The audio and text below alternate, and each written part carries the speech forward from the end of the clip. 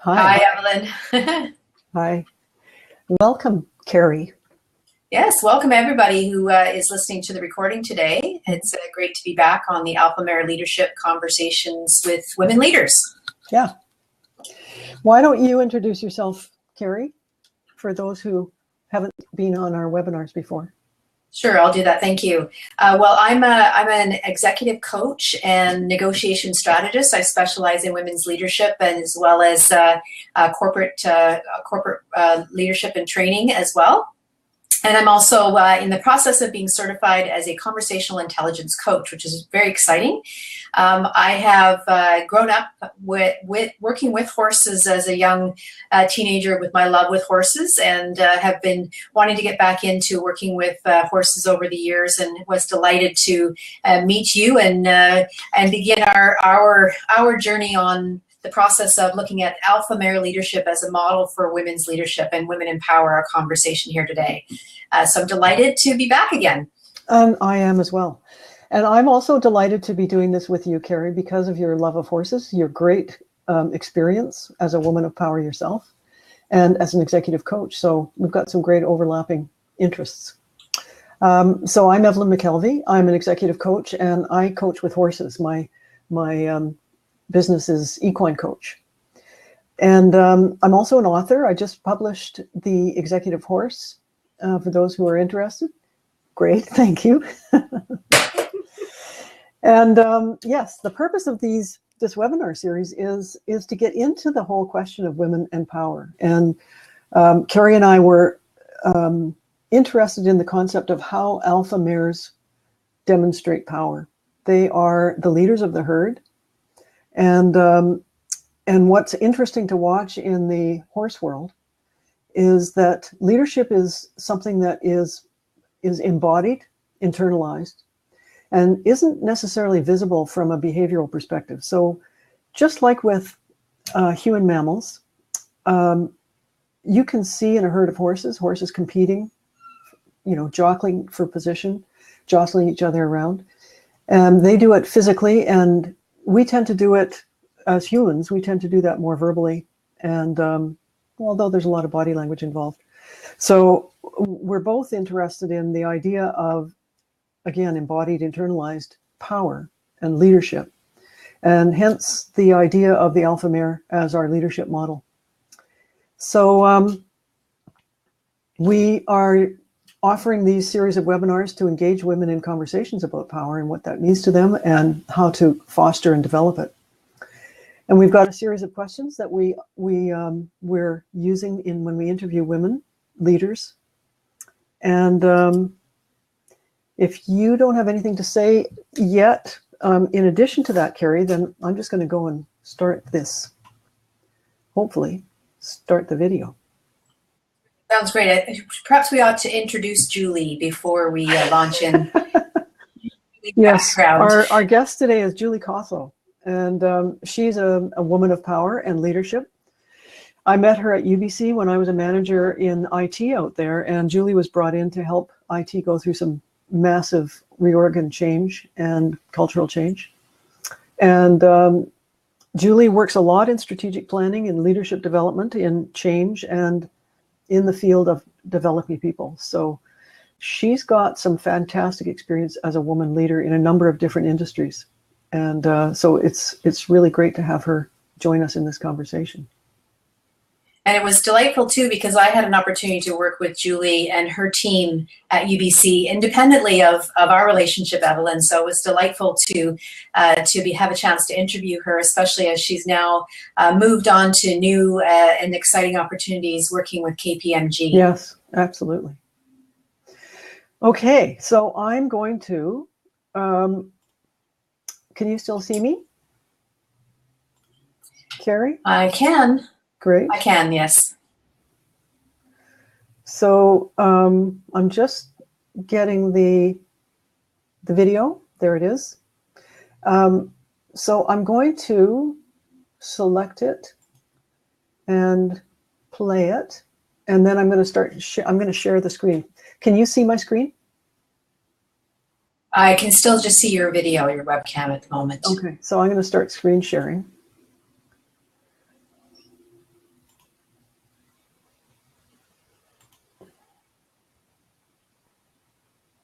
There we go. Okay. Now, I see our two webcams. There we are. Looks like the video's already started. Yes. All right. So we're here today with Julie Kothlow, and I'm very excited to invite Julie onto the program today. Evelyn, I think with your headphones on, we may not be able to hear. Sorry? The video. I think with because you're wearing the headphones, I don't think we can hear the video. There we go. Views and her experience on dealing with issues of power in her career. It is better. So welcome, Julie. Thank you. I'm very excited to be here today and talk to you about this subject. It was very thought-provoking when you asked me, so yeah, it's going to be fun. Okay, great. So we'd love to kick off with a couple of questions that we're asking a lot of our women leaders. And wondering about your experience with power in your career. When did you first encounter it? I think it was when I was first manager, and I wasn't quite sure what that meant. I thought, oh, great, now I have a bunch of staff. What do I do? And I didn't really have anyone to sort of help mentor or coach me along the way. And so I did what I thought just came naturally, which was to really think about what I could do to bring out the best in the people that I worked with. And so it wasn't so much the traditional view of what people might think power is. It isn't the command and control. And for me, it was all about influencing how I can share my knowledge and how I can help them be the best they can be. Great, thank you. It seems like for many of us, we kind of found our way with power. It's a topic that we're talking about a lot now, but in the past, it wasn't something talked about so much. So I'm curious, based on what you've just shared with us and in your experience and in your first exposure as a manager with power, how do you define power today? You know what, it's probably not that different. And, you know, as I mentioned, I had a difficult time, I have to admit, with the word power. And I'm sure a lot of women do, that perhaps in some ways it comes up with some negative connotations about controlling others and having power over other people. And so for me, I think it's when you start to see people who are taking what you're sharing, so if it's knowledge, and they start to adapt it or adopt it and are taking it and making it their own, and you realize, or I've realized, that the power for me comes in seeing when others are excelling, and that I had a role in doing that. And that's when, for me, I go, wow, what a privilege that is. Yeah. Fantastic. I really hear, as you talked about earlier, about influencing change and really how powerful to be able to have an impact on someone else's life and career and really even empower them and change things that way. Yeah, yeah.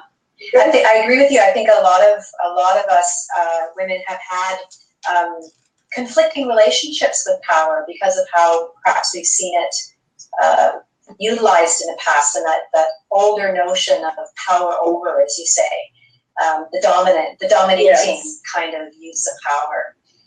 Yeah, wonderful. So what can you tell us about what you've done to develop your own personal power? What were some of those key moments where you found yourself developing your personal power? I think part of it is practicing gratitude and being curious and not looking at it as an opportunity for myself to grow as well.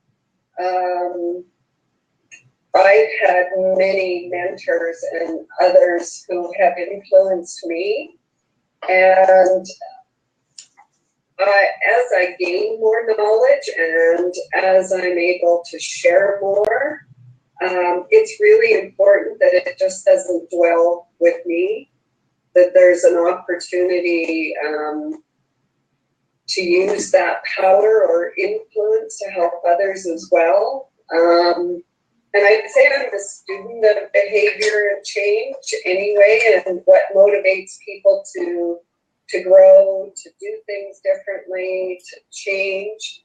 And each client I work with also teaches me. You know, I worked in environments where there's not a lot of rules, there's not a lot of standards, there's not a lot of structure. And really, at the end of the day, influence is all you have to make things happen. And that's been a learning and a gift, I would say, that I get from my clients. So I get to flex with them and grow with them and figure out what works in their environment, what's going to help to motivate them, to mentor them, to support them. And when I start to see them coming to me and asking me about advice or how to do something, that's when I feel powerful. Okay, so it sounds like that sense of power lives somewhat in the area of value, valuing expertise, perhaps valuing the knowledge and you mentioned change as well, being a change agent. Yeah. Mm-hmm. Yeah. What you mentioned the word influence. Well, go ahead. Sorry. No, go ahead. I was just going to ask. You mentioned the word influence, and I was curious about what do you find is key to your ability to use influence as part of that notion of power, being powerful, empowering others. What do you find is key in being able to influence?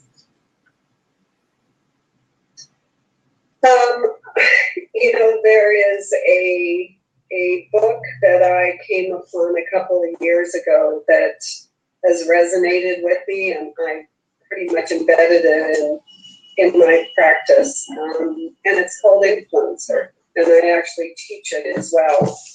And you know, it says that there are two things that create a change, and one is motivation, and the other one's ability.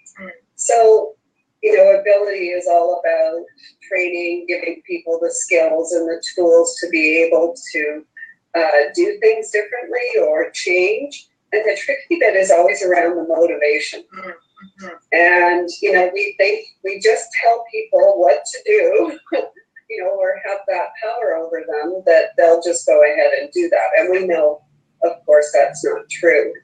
And so when we look at motivation, my job as a leader or as a consultant is really to help them find the motivation within themselves to do something different or do it in a different way. And that can come from themselves, it can come from their social networks, and it can also come from the environment around them and how you set that up. So all those things have a way of influencing a change or a direction. And that approach, I've used it to overlay change methods. I've used it to align organizations to strategy. So it's been a very powerful tool for me. Great, I love it, and I totally agree with you. I think influence is one of the major power tools that any person, any woman would be benefited to have in their toolbox. And you mentioned the book, and I have it on my shelf somewhere, and I'm wondering if it's the same book. Is this the one? Yeah. Yeah, it's the power to change anything. It is from the Carrie Patterson and Joseph Granny. These are the people that are the BioSmarts crew, and they have crucial conversations and a bunch of other books that are fantastic. So wonderful. Thank you for that. Yeah.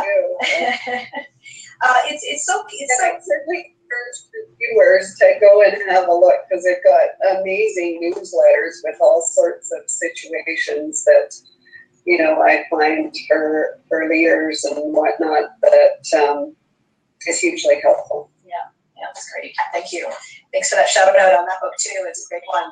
Now you talked about having some mentors, and so this is kind of a parallel question in terms of who were your role models and why. Perhaps they were mentors as well. Who really inspired you and set you off in this path yourself? Mm-hmm. Yeah, I think it happened very early in my career, and I had gone to university and had student loans, and when I finished, I thought, you know what, I need a break. I was going to go on to architectural school, and thought I just need to make some money and pay off those loans. And my first job was with an incredible entrepreneur who let me do all sorts of things I wasn't qualified for. And he really was my first mentor in so many ways. And so it really helped me build my confidence. And, you know, he really did help me find that motivation and give me some of those skills. And you know, he never sat down with me and trained me and, you know, said, here's what you need to do. He really gave me free rein to do that. And somehow intuitively, he knew that that's the way I learned. I learned by doing. So, you know, he was very intuitive, I think. So I think that's really where it first started. Fabulous. And I never turned back. I never went back into architectural school because I was so intrigued. Wonderful, wonderful. Well, what a gift to be able to learn that at a young age, and to have someone who obviously believed in you. And I hear also, I wonder if you learned the power to fail, the power to try things. Yeah. Absolutely, yeah. Absolutely. I think that's something that we often don't learn, is that failing is part of life. It's part of learning, and it's the feedback we get from failure, mistakes, and it's such an F word, right? Yeah. Yeah. Well, you bring up a good point around feedback too, and you know, I certainly see that. When people have been given good feedback, good constructive feedback, their opportunity to grow and excel is that much more. And I don't think that we put as much value on that as we should. And, you know, whether it's positive or negative, it's really an opportunity for those who are receiving it to grow. Yeah. So, yeah, it's interesting. Great. What do you think about managing other people's expectations of you as a woman, for example? How do you manage those expectations that others might have had or do have of you? Around being a woman leader. It was an interesting, I was thinking about that and thinking, I probably don't do as good a job at that. You know, it was probably only 2 years ago when someone said to me that, you know, you try and set expectations with others, but it's really hard to say no. If you want to be perceived as the one that can be supportive and helpful. And someone had said to me, well, when you say no, you're actually saying yes to something else. And we figure out what that yes is. And that really made a difference for me, because I was no longer feeling like, you know, I wasn't being that supportive person, or I wasn't going the extra mile for someone, and it made me feel better about setting those boundaries and expectations while still being helpful and supportive, because there was usually something else I could do to help. Right, and what great advice too. And such an integral thing to learn. The power to say no is the empowering yes behind it that comes forward. That's wonderful. Yeah, that's well put. Yeah, wonderful. So also, then I'm curious. Then what do you think about when do you think women are most at risk of being perceived? We get to this whole bossy thing that came out in the last year or so. I'm not bossy, I'm a leader. And the whole counter to the our society, sometimes our own internal compass that tells us that we shouldn't be too overbearing as women. That often and we saw Hillary get slammed with that several times during the election as well. But when do you think women might be at risk of being perceived that way? And what have you done to overcome that, or what might you do? Yeah. I think it's also the difference between men and women. And women tend to be more open, transparent, and state how we feel. And in some ways, call a spade a spade. And I think that can be perceived as overbearing, that we're sharing too much. And so I think that sometimes can be risky. And I had heard something, I guess it was about a month ago, where I'd heard someone say, well, around the boardroom table, we go around, and some of our male counterpoints, when they're asked, how are things going, we'll go, oh no, everything's fine, yep. And then we'll go away and address whatever problems or issues they might have. And then one of the women executives might say, well, we have issues here and problems there. And the way it's perceived is, wow, women have a lot of problems. Yeah.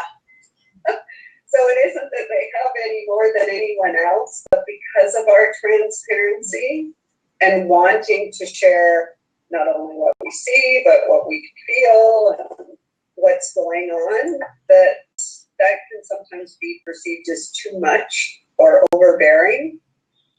And I guess it was at a talk I saw by Tina Nuno from Gardeners. Yes, right. And she had said, I don't know if you saw the same I was there. She said, yeah, so she had also mentioned that somebody had said, oh, you're being emotional or too emotional. And she said, actually, let me help you out. This emotion is angry, and here's what I'm angry about. And I love that. Yeah. So she kind of acknowledged that, yes, it is, and just in case you didn't know. So I think, again, that can be perceived as being overbearing. I love it. I love your oversharing. Yeah, and I love what you shared that she said about that, because it's just naming it. And when we label something or name it, we often take the steam or the pressure out of it, and it just dissipates. Yeah. So what a great approach! It sounds like absolutely a good tool to get that well put.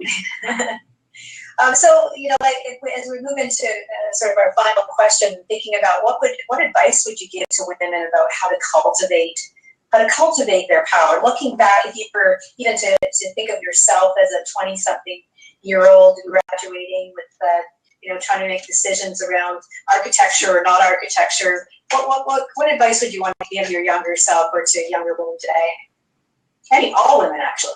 Yeah, I think there's two things. The first one is on confidence. And even if you're not particularly feeling confident inside, is to practice giving the impression when you don't particularly feel it, but also getting to the point where you do feel it. And part of that is really knowing your subject matter and feeling good about who you are. So that inner confidence will take you miles. And the second thing I would say is authenticity. And I think sometimes as women, we feel we have to behave in a certain way. And I think the more authentic we are at work, the easier it will be. And there was a couple of ladies who I met that were the first vice presidents in their business, which happened to be insurance, and it was for a very large global organization. So they were the first female vice presidents out of Toronto. And these women were amazing. I mean, they were funny as all get out.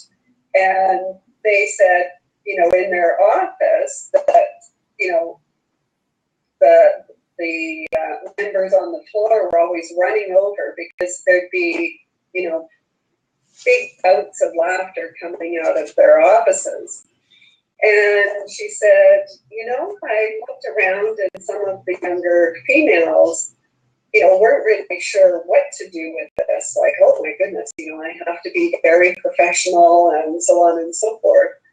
And she said, you know, it's actually gotten contagious, and now it's changed the culture, and it's become a more fun workplace. So when you see the younger generation coming in and thinking, oh my goodness, I have to be, you know, quiet and professional and reserved, it's wonderful that they now have that role model who made it to the VP level and are being themselves and having fun doing it. So I think as more experienced and mature women leaders, we owe it to the workplace and those that we work around to bring our own authenticity to work. Lovely, lovely, love that. That's wonderful. Thank you so much, Julie. I love that image that you've left us with of the VPs and the laughter and the fun that we can have in our workplaces, and the call out to all of us to be our authentic selves, and that how powerful that can be. Thank you so much. Thank you so much for joining us. Carrie. Thank you, Carrie. I've really enjoyed our conversation and really appreciate you inviting me. Well, you're welcome, and Evelyn and I love to see you out with the horses soon, and we'll circle back around on our topic. Thank you so much for joining us today. Yeah, we'll definitely be there. Thank you, Gary.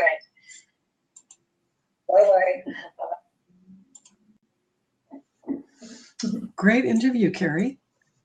Oh, thank you. Thank you. It was delightful. What stands out most for you in your conversation with Julie?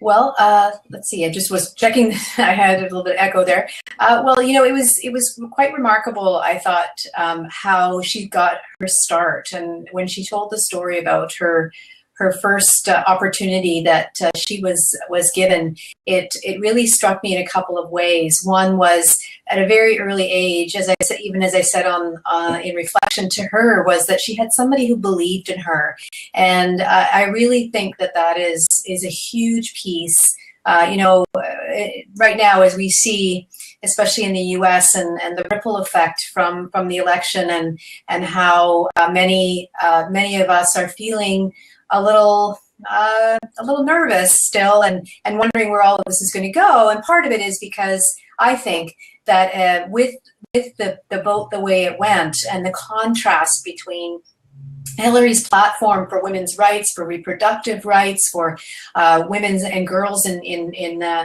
developing countries, her entire stance and the diametric opposition that Donald Trump's platform is based on, it leaves us all, I think, feeling a little like we don't have someone in our corner right now. And I do think that is, for my own self, I know how important that was in my life, and when I felt I didn't have someone in my corner. Yep.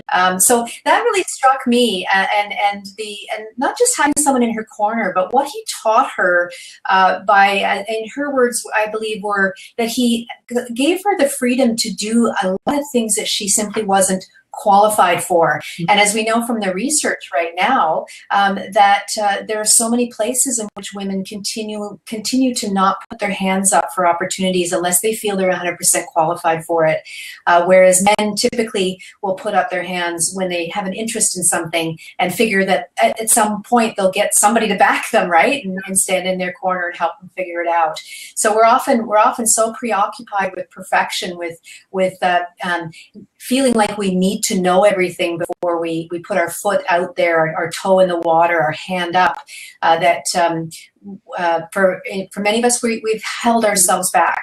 We've held each other back. And so the importance of we lift as we climb, as I've heard other women's groups talk about, the more we can support each other.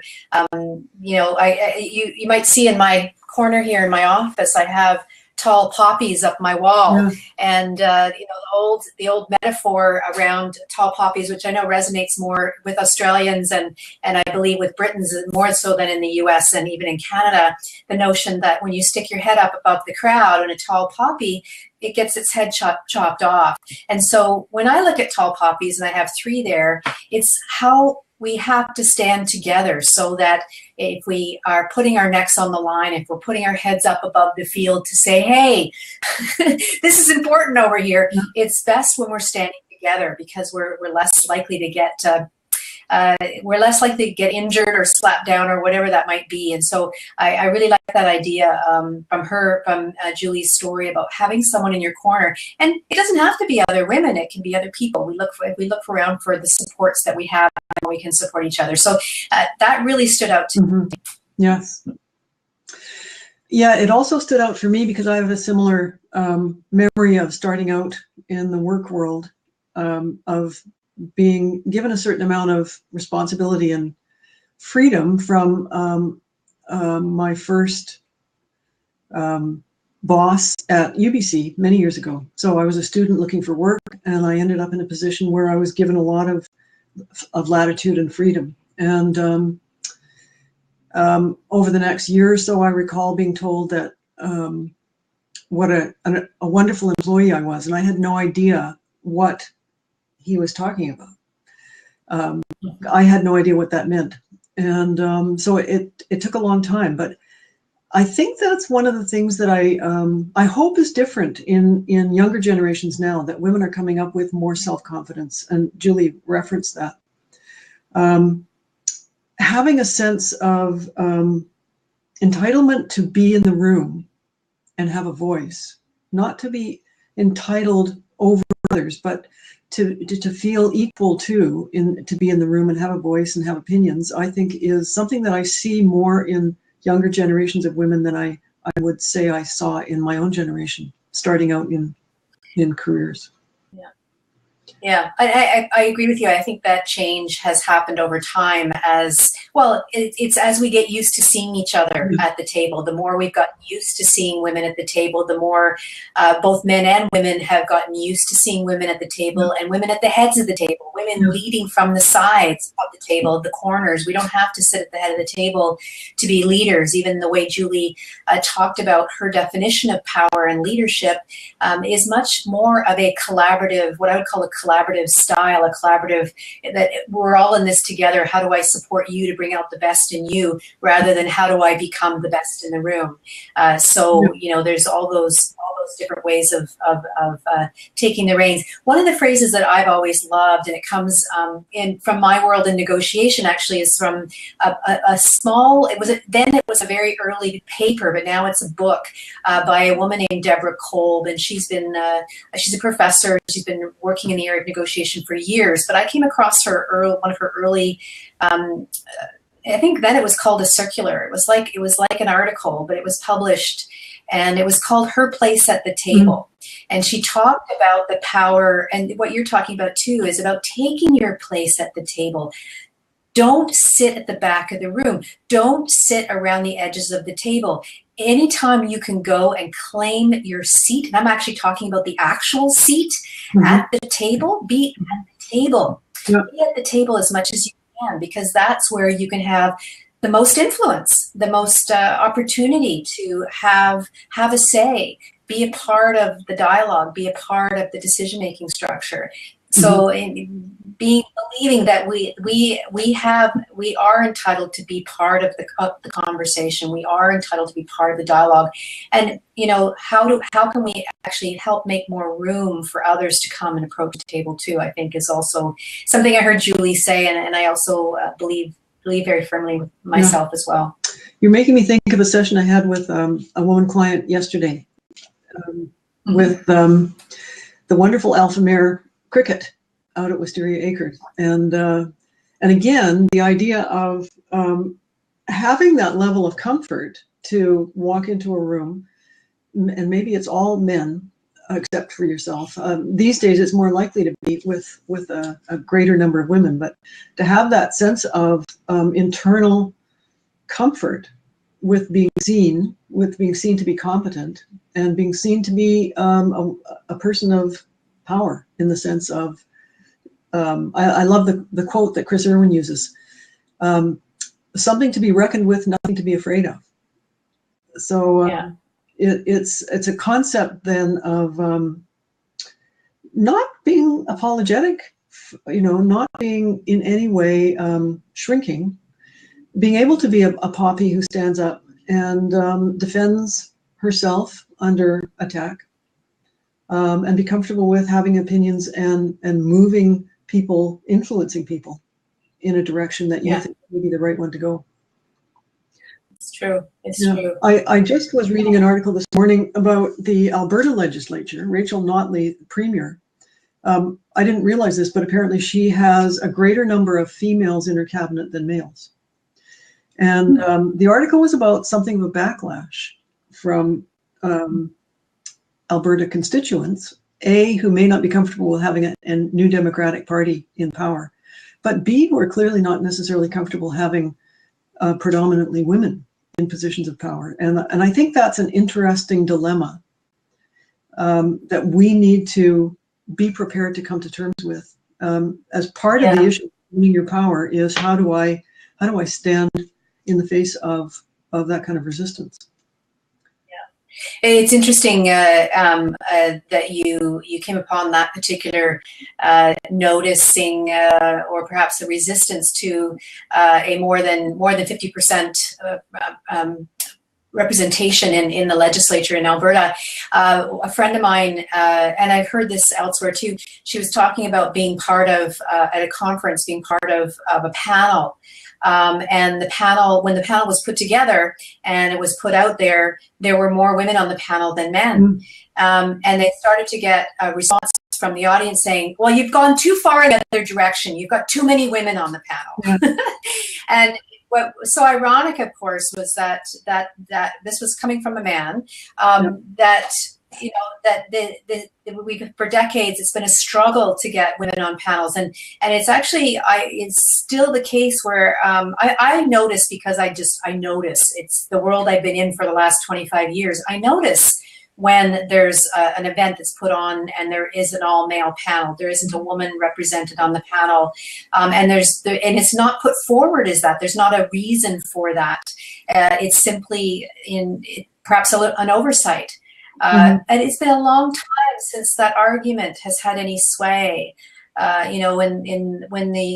thought it was really telling back when I lived in Toronto, back in, I think it was about mid-1990s, and the Toronto Police Department had been taken to task because they had an overwhelmingly white, still overwhelmingly male police force, and they were being taken to task for not being representative of all the communities that they were serving in a very widely diverse metropolitan community.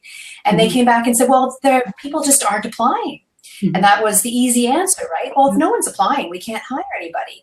Well, I think it was the Toronto Star. Some people went and dug around and found that, well, where were all the jobs being advertised? They were being advertised in the Toronto Star. They were being advertised in the Globe and Mail, but not in the community papers. As soon as the Toronto Police started to reach out into the community newspapers that were being read by those communities, up goes the applications and up goes the representation. It's simply often a matter of looking outside one's own universe of same, and discovering discovering that there are a vast majority of qualified candidates out there.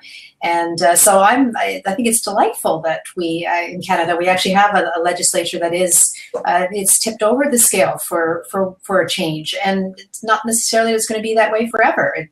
It's just, you know, for choice, or that particular legislature's choice. It's great. And we also see that this is happening in other countries as well. So we're actually falling behind if we're not looking at those things. Yeah. Well, we're out of time. And I think what we do want to do is let everyone know that our next webinar is December the 15th, which is Wednesday, I believe, noon. It's a Thursday, actually. Oh, you're right. It's a Thursday. We're going to announce our guest shortly. And I want to thank everyone who's participating and watching our webinars, and invite you to get involved in the conversation. You can find us at www.alphamareleadership.com, as well as on YouTube and here on Expertise TV. And if you have, sorry, Evelyn, it's me. No, go ahead. I was going to say, and if you have an idea of someone you'd love to have us interview on our show, or you have some particular questions that you'd love to know the answers to, you'd love us to find out from our guests, please let us know. Send us an email at info@alphamareleadership.com. We look forward to hearing from you. Yes. Okay. Thank you all, and I'll talk to you soon, Carrie. Thanks, Evelyn. All right. Take care, everybody. Bye-bye. Bye-bye.